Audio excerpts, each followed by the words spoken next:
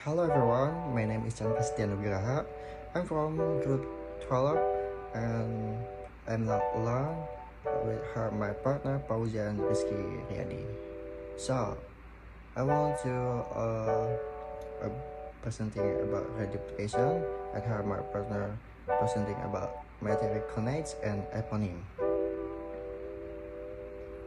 So, introduction to reduplication. Teman-teman sudah tahu belum apa itu reduplication? Kalau belum tahu, saya akan jelaskan. Jadi teman-teman, reduplication adalah is a linguistic a process where a word or part of a word is repeated to create a new meaning or to emphasize something. In Indonesia, reduplication is often used to indicate plurality, intensity, or additional nuance to the meaning of the base word.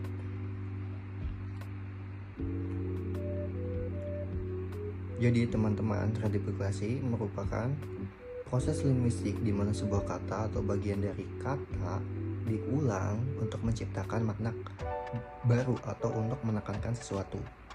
Dalam bahasa Indonesia, reduplikasi sering digunakan untuk menunjukkan pluralitas, intensitas, atau nuansa tambahan pada makna kata dasar. And next, types and process of reduplication. It's number 1, full reduplication. Repeating the entire word to create a new meaning. A grammatical function often used to emphasize plurality or diminutive. Example, in Indonesia, rumah menjadi houses, become rumah-rumah menjadi houses. Number 2, partial reduplication. Repeating part of the word which can sometimes alter the word meaning subtly or drastically. Example in English, flip-flop. This is example of partial reduplication. Jadi teman-teman, full reduplication ini merupakan mengulang seluruh kata untuk menciptakan makna baru atau fungsi gramatikal. Sering digunakan untuk penekanan pluralitas atau diminutif. Nah, contohnya itu yang ada di bawah sudah saya jelaskan. Dan nomor 2, reduplikasi sebagian. Jika reduplikasi sebagian merupakan mengulang sebagian dari kata yang kadang dapat mengubah makna kata secara halus dan drastis. Contohnya itu flip-flop. Di sini ada contoh full reduplikasi. Nah, bye-bye digunakan untuk menekankan untuk menyampaikan perpisahan yang santai. Berikutnya juga ada knock-knock. Ini juga merupakan reduplikasi penuh karena knock diulang tanpa ada perubahan. Nah, yang kedua, reduplikasi sebagian. Tiptoe menunjukkan berjalan dengan hati-hati atau perlahan. Pitter-patter menunjukkan suara langkah ringan dengan cepat. Jadi reduplikasi sebagian ini ada perubahan di bagian konsonan. This is exercise. Manakah dari berikut ini yang merupakan contoh reduplikasi penuh? A. Tiptoe, B. Go-go, C. Flip-flop, or D. Pitter-patter. Nah, teman-teman, kita balik lagi ke apa sih itu reduplikasi penuh. Jadi reduplikasi penuh ini maksudnya full reduplication, meaningnya itu, pengertiannya itu, artinya itu mengulang seluruh kata untuk menciptakan makna baru. Mengulang seluruh kata. Jadi jelas teman-teman, jawabannya itu B, go-go. Dan sini tertulis B hanya go-go. Gitu teman-teman. Jadi full reduplication ini mengulang seluruh kata. Jelas teman-teman? Baiklah, kalau sudah jelas, Saya akan lanjutkan untuk teman saya membawakan presentasi buat materi eponym and coinage. My name is Fauzan Rizky Riyadi. So next I'm going to explain about coinage and eponyms. So first I'm going to explain about coinage. Coinage means creating a new word that didn't exist before. This usually done when something new is made or discovered, like product or idea that needs name. For example, Google is now used as a verb for searching things. Jadi, coinage itu adalah proses menciptakan kata baru yang sebelumnya tidak ada dalam bahasa. Nah, kata-kata yang dihasilkan dari coinage ini biasanya dibuat untuk menggambarkan penemuan, produk, teknologi, ataupun konsep baru yang sebelumnya tidak memiliki kata.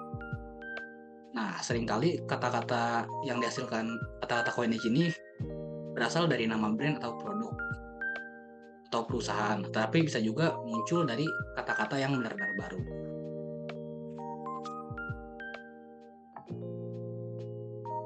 How to create coinage? Yang pertama itu ada invent an entirely new word.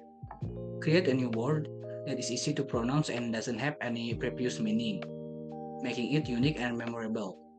Coinage words are often short and catchy. Example, Kodak was invented as a brand name with no prior meaning, designed to be easy to pronounce in multiple language. For the next method is blend two words. Combine part of two existing words that to create a new one that contains elements of both meanings. This method is great for product or concept that merge different function or idea. Example, brunch, from breakfast plus lunch, to describe a meal that combines elements for both meals. Example, coinage. Yang pertama itu ada Gojek. Gojek itu awalnya adalah nama salah satu perusahaan ojek online yang ada di Indonesia. Tapi sekarang kata Gojek ini sering digunakan secara umum untuk menyebut layanan ojek online, meskipun itu merujuk pada perusahaan lain seperti Maxim ataupun Grab. Untuk example keduanya ada odol. Odol ini awalnya adalah merek pasta gigi dari Jerman. Namun di Indonesia kata ini tuh udah jadi istilah umum untuk menyebut pasta gigi meskipun itu dari produk yang lain.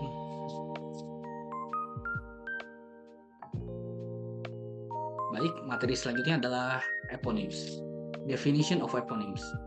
Eponyms is a word that comes from the name of a person. It used to describe something connected to that person. For example, the word sandwich comes from the name of the Earl of Sandwich, who liked eating meat between slices of bread. Jadi, eponyms itu adalah kata-kata yang berasal dari nama seorang dan digunakan untuk menyebut sesuatu yang terhubung atau berhubungan dengan orang tersebut.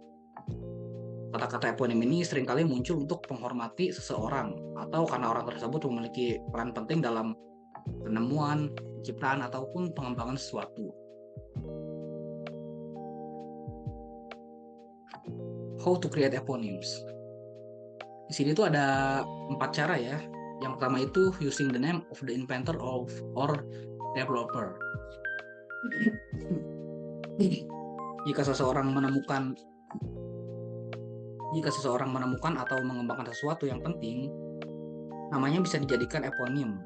Contoh, pasteurization dinamai dari Louis Pasteur yang menemukan proses pemanasan.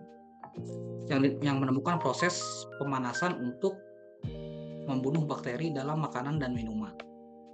Yang kedua, using name of an inspirational person. Contohnya itu Braille, dinamai dari Louis Braille yang mengembangkan sistem membaca bagi tunanetra.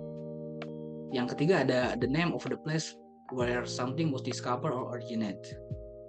Yaitu contohnya adalah Champagne, adalah nama minuman yang berasal dari wilayah Champagne di Prancis. Dan yang keempat, using the name of a popular historical or cultural figure. Contohnya adalah sandwich, dinamai dari John Montague, Earl of Sandwich, yang pertama kali mempopulerkan cara makan roti dengan isian.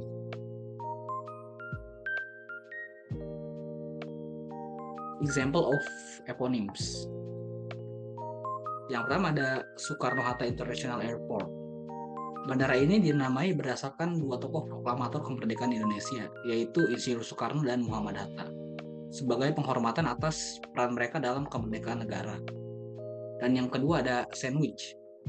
Kata ini berasal dari nama John Montage, Earl of Sandwich, yang dikatakan sering meminta daging ditempatkan di antara dua potong roti, agar bisa dimakan sambil bekerja.